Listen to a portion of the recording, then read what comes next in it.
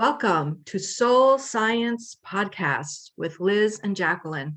And today we wanted to talk about putting ourselves first and why it's so hard. And I guess we're mostly speaking for women, right, on this topic? I think so, Jackie, because how many times think back to when you were a young girl, third grade, even younger, and your mother said, "Oh, play nice with others. Don't do that. That's not nice. You need to be nice." And so it was ingrained from pretty much day one that if you didn't make the friends and do everything everybody around you wanted, you were not a good person. You were not worthy. And we became subservient to pretty much everyone. I Yeah. mean, it was just, that's how it was. I mean, I don't think now, if you're younger and listening, like if you're in your 20s, maybe even in your early 30s, they're different. But at 53, I know that's how I was raised. I know women, younger than me. I mean, my aunts, my mother, my grandmother. Okay, I'll tell you this story, Jackie. I'll tell everybody this story. Grandma Frida, if she didn't have Pop Everett, he walked in the door at 5 o'clock when we were in their home in upstate New York. He needed his Triscuits and saltines on the table with blue cheese and cheddar, 3 of each, and his scotch and soda on the rocks, 5 o'clock, without fail. And I said to her, now granted, this is after he's retired. Like he is, they're in upstate New York. He's not working in the city anymore. But at 5 p.m., Frida better have had that on the table for him. And it blew my mind, this ritual. I was like, what? She's in the middle of doing something. We'd be playing bingo. Oh, I've got to go. I've got to go. Like she would get up to get the cheese and crackers and the scotch. And I was like, why do you do that, Grandma? It's how your Pop likes it. That was the answer. And, of course that was ingrained in her 4 daughters and their daughters. And, it's just, we got to put a stop to that, Jackie. Absolutely. I mean, I fully love cheese and crackers. I'm not such a scotch drinker, but, nothing against the cheese and crackers, but the practice of let me stop what I'm doing. Let me drop my everything to take care of everybody around me except for me. Why do we do this, Jackie? Because just like you said, it was ingrained. You saw your grandmother do that. And it was a whole society. The women were the secretaries, right? And look at all the shows. Like I can't even watch some of the shows that are like that portrayal. Yes. Mad Men. There were some shows where I'm crawling out of my skin, right? Of how they treated the women, and they didn't even respect them. It was like, a revolving door. Next, the way they took advantage of them. Yeah. And it was a society of putting men's needs first over everything, no matter what. Yeah. Daddy's home. Be quiet, kids. And then, like, Mrs. Cleaver, she had to be all dressed. She had to have her makeup and look right. When Daddy came home. When Daddy came home. It's so funny you even say that. One of my college roommates, she had been given a book by her grandmother, and she brought it to school with us because we laughed at it. And it was like, how to take care of your man. I think this was like for tips for her, as she's in college and of marrying age now, she doesn't need an education, but you're of marrying age. And this was, in the 80s. Yeah. Like in the 80s. So she did not get married right out of college. I made that mistake. That's another story. But yeah, it was like, make sure you get pretty and put a bow in your hair when you greet your honey at the door. When he comes home after a hard day work, bring him his slippers and rub his feet. Like, what the hell? Like, I mean, you've been sitting around eating bonbons all day. I think not, it's crazy, but it's ingrained. So how do we break the cycle? Again, it's for, our generation of women, because younger people don't have this problem. There's hope for them, I think. But I think things are shifting. There's the women that I see, they're really strong. They're doing a lot more sports and they're Mhm. putting themselves first. The young girls that I see anyway. I have two boys, um, two men at this point, but so I wasn't never raised a daughter. But the girls I see, they seem to be like that pattern is shifting a bit. Yeah, I just, we still, I mean, I even do it too, because I'm like, in some ways, it's almost easier for me to take care of things in the house than to It is. delegate the help. Oh, well, I've been working all day and, I'm making candles in the basement, blah, blah, blah. I'm working on the next podcast, whatever. Oh, I got to go make dinner. And, my husband's great. He just doesn't cook. He's like, no, we'll go out. We can get carry out or something. But I'm like, it doesn't always, wouldn't it be nice? One day I want to be married to a chef. Maybe that's husband number 4, please. No, That'll solve everything, right? No, because it's hard to change the pattern. It's so ingrained in us. it really is. I think, it starts with little steps, I think, of doing something just for you. And like, Mhm. really, we all really should every day do one thing for ourselves, whether it's, if getting your nails done, if that's your jam, do that for you. If it's going for a walk or going for the gym or taking that yoga class, like that is invaluable, like a reset and a recharge. And giving you some self-worth, I think, making you feel good about yourself. It's really that simple. Like It you is. need to feel good about yourself before you can take care of anybody else. And I think it's also about having a conversation with your spouse or your partner, whoever you're living with, because when I first got married, I mean, I was the one focusing on the cleaning and the cooking and the shopping and the food planning. And I've shifted that. So I didn't hand out a memo to him to say, hey, we're not doing that anymore. Here, the time's up. That thing's done. The contract's up and it's not being renewed. We're doing this from now on. So you might need to have a conversation with your family Yeah. members and say, I can't do it anymore. Like, I really want to grow my business. I can't keep focusing on your activities and what you want to eat and cooking it. That takes a lot of time. Yeah. So having a conversation, I think, is a really good place to start. And then what would it look like? Well, Maybe absolutely. have certain days Yeah. where you eat out or certain days where another family member just takes it over, the whole planning, everything, Right. Well, and you're right. The conversation is key, because if you don't talk about it, all you feel is resentment. And then Mhm. that starts to build. And you're like, how do you not know I'm struggling? Like I'm like overextended and I'm stressed and miserable. Well, of course they don't know. First of all, I'm assuming your partner is a man. We all know men are clueless. Like they do not have that radar. They don't know. They're just thinking like, you've kind of been a little bitchy lately, but they don't know, right?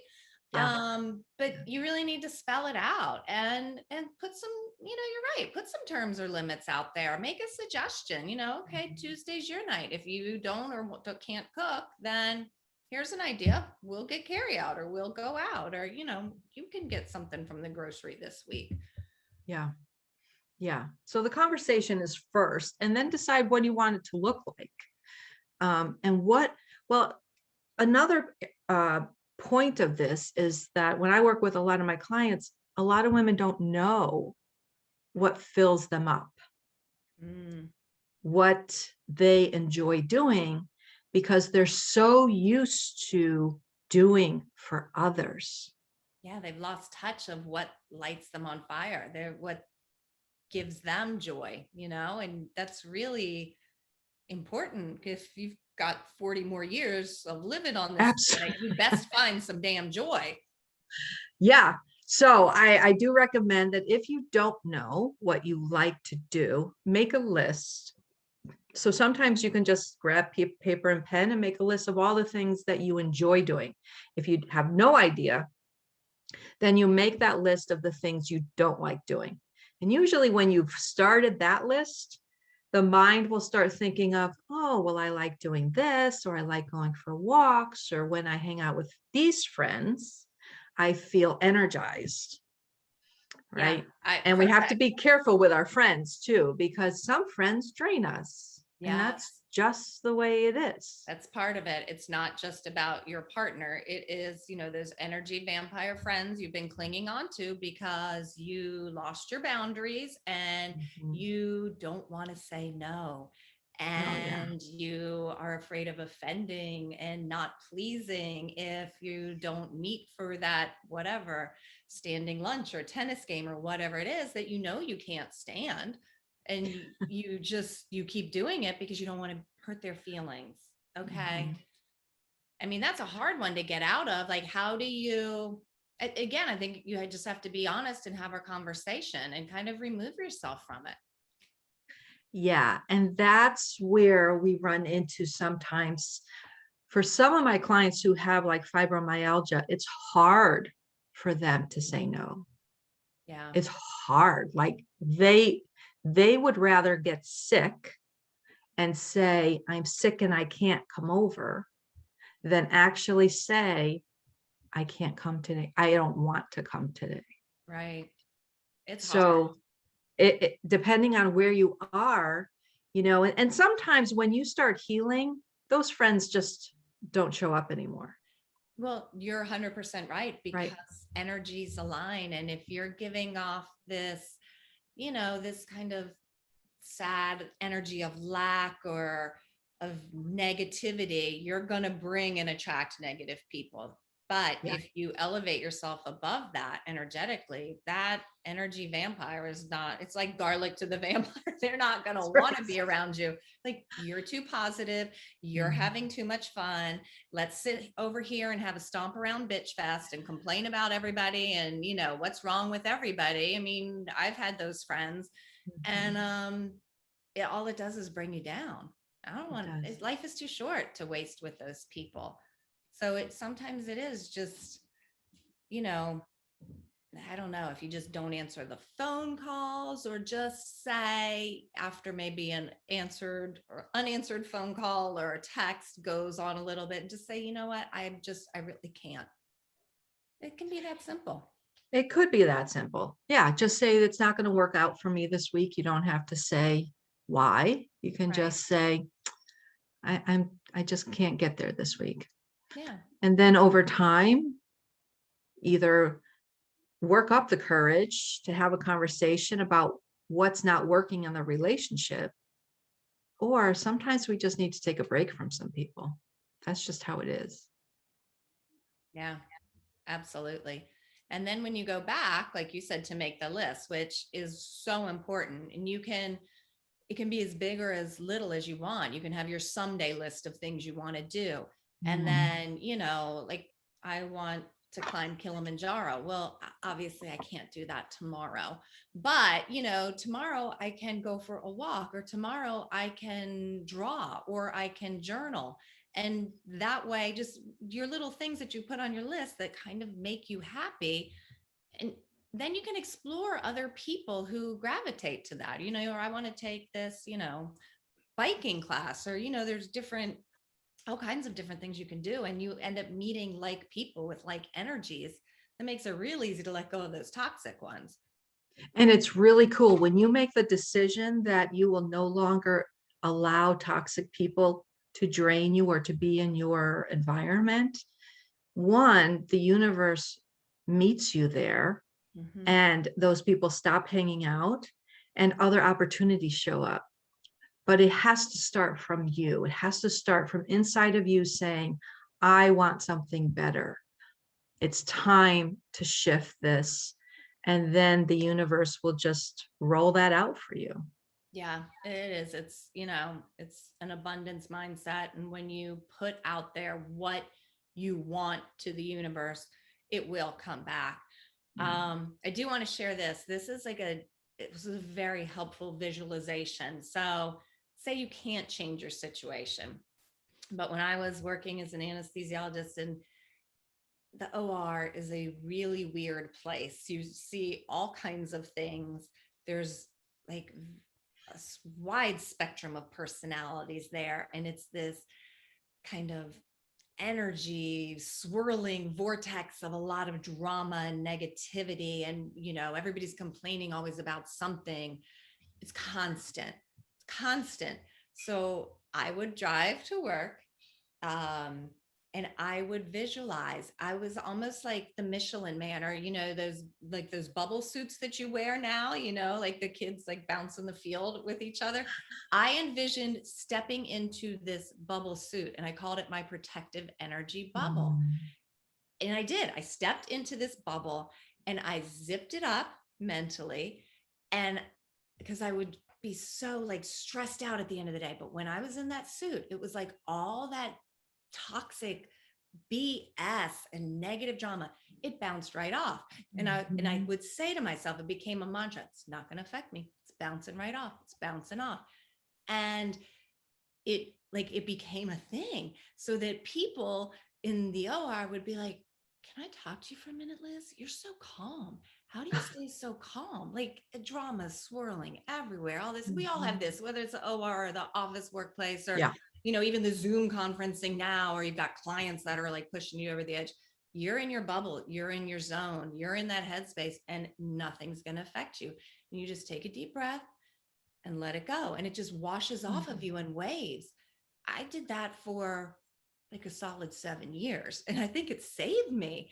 But, Wow. because I wasn't enlightened enough, and this will be another soul science podcast topic about, transitioning careers, and, and it's part of finding your joy too, because that wasn't always something that we were taught, go where the joy is. No, it's like, go where here's a job opening, or you've got to pay the rent, you better get a job, kind of thing. But yeah, that protective energy bubble, and like meditation, there's so many other, techniques you can use to kind of insulate yourself from that. Well, it worked. Yeah. Well, Donna Eden, she's an energy medicine person. She calls it, I believe, the zip up. You I actually, didn't invent that, Jackie. Come on. well, now I think other people may have just given it a name, but Okay. because just like you, I've learned things, not because I've learned some things from my coaches and my mentors, but other things just kind of came into my awareness, right? Yeah. It comes into your awareness, whether we were actually taught by somebody or whatever. But I teach my clients to do the same thing. Put yourself in that energetic bubble, because even women with fibromyalgia, they're very sensitive and they're a sponge. They're taking on, especially if you're a sensitive soul and you go off to visit somebody in the hospital, I can guarantee you within 24 hours, you're going to be in severe pain, because you've just soaked up everybody else's pain because you have a really big heart. And now you're the one who doesn't feel good. Yeah. Right. And putting yourself in that bubble really, really helps. The other thing you could do is put mirrors. Imagine that there's mirrors facing outside of you, so that negativity will bounce off of that. Same thing, same concept. I love that. But yeah, these are great ways. And again, it's in our imagination, right? That's all it is. Yeah. And the imagination is so powerful. But when you believe that you're in that bubble and nothing can penetrate you, you're safe. Yeah. Oh my God. It was so powerful. I'm in a much better workplace now. I'm very happy. So I have an extra suit if someone wants to borrow it. It's a one size fits all. It really is. It's good. But yeah, it really is the power of the mind. And it's a nicer way to think of than putting up a wall. But that's what you're doing. You're putting up a wall, so all that negative stuff doesn't come and get you, and you're in that zone of positivity. Like you are running on fire in here, and whatever else is out there doesn't matter. It doesn't matter. And maybe that's how you start taking care of yourself. Like that is a simple darned thing. Like not letting that bother me today. Right. And stay focused on what you want to do, what you want to attract. and don't listen to the naysayers that keep poking you, right? Like every time, for example, when I wanted to get my business up and running, I have to say that my husband wasn't really like, well, how are you going to start a business? Because that wasn't who I was. Mhm. And yeah, I was scared. I was somebody completely different back then, but I believed that I didn't matter, that I didn't have anything to give. And of course, I was hearing that from the people around me. So always stay focused on what you want and what's the next inspired action to get you to that. Absolutely. Yeah. Yeah. Because it's so easy to be swayed by those around us, especially people who, we've always sought their opinion and Mhm. they're valuing our actions. And so we don't have that. No. Yeah. I mean, and it's hard enough to try something like you did, start a new business with our own like self-limiting beliefs and imposter syndrome, much less all these external forces, coming at you. Mhm. But you're right. You just need to stay true to who you are, what you want. Like, I am doing this for me because this is important for me. And this makes my heart sing when I wake up in the morning instead of being like a sense of dread. And oh God, do I really have to go to this office job? I'd rather be baking cookies all day. Well, you can bake cookies and that can be a very successful business. Mrs. Fields, hello. Like, come on. Absolutely. Yeah. Anything can be a successful business. You just have to believe it. That's all it needs.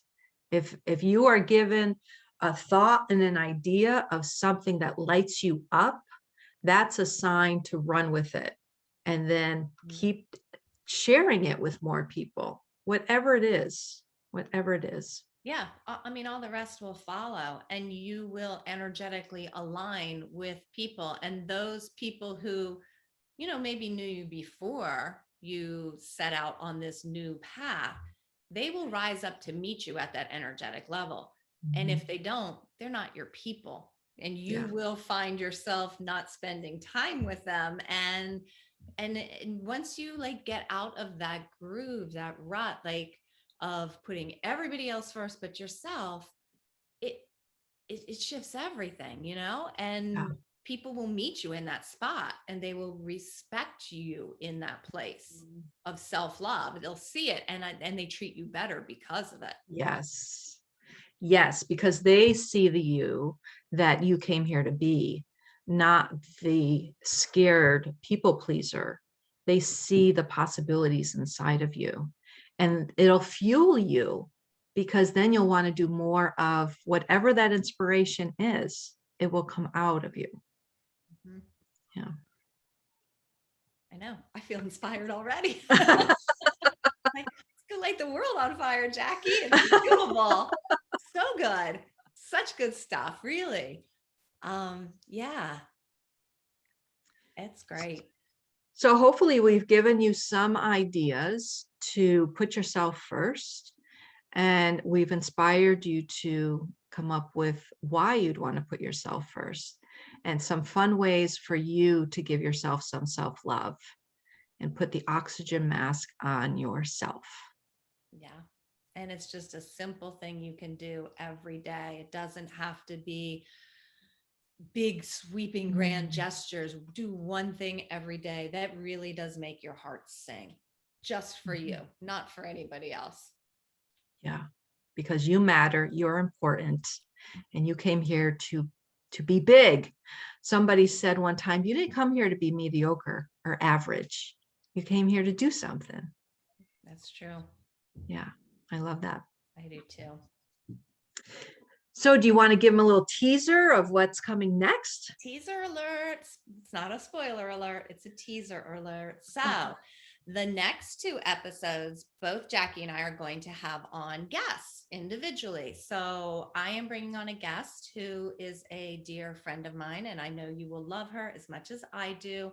And she is a registered yoga instructor, and she is going to be speaking to us on just simple breathing modalities that you can incorporate every day to maintain grounding and centeredness. And I think we're going to talk a little bit about meditation, but it's fascinating because she has taught all different kinds of people yoga, and it is doable. So it's not, yoga is not an Instagram bendy, stretchy picture of some, gorgeous 18-year-old young woman in a bikini. Okay. We can do this. That is my teaser. And what's your teaser, I Jackie? love it.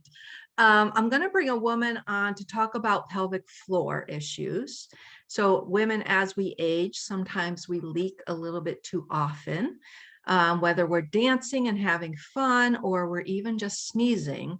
And there's ways actually that we can shift that and not do that. And more people, more women need to learn about that. So Sign me up. I need to learn that. all right, everybody. Thank you. Have a great day, and we'll see you on the next Soul Science. Soul Science out. Bye.